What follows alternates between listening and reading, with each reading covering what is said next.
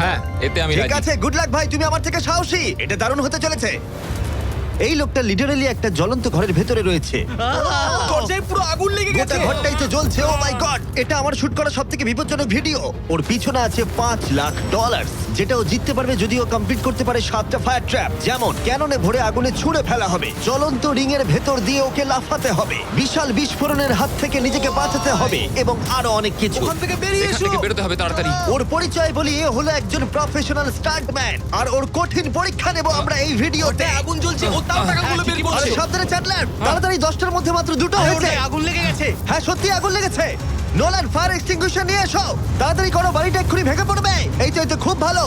টাকাতে আগুন লেগে গেছে। ও মাই গড, টাকাগুলো পুড়ে যাচ্ছে। গড। ও তুমি করে ফেলেছো, ওর পায়ে আগুন জ্বলছে, নেভাও। আমার দম বন্ধ হয়ে আসছিল। তুমি এই বিল্ডিং থেকে $2.5 লাখ বের করতে পেরেছো। চলো পরের ডেথ ট্র্যাপে যাই।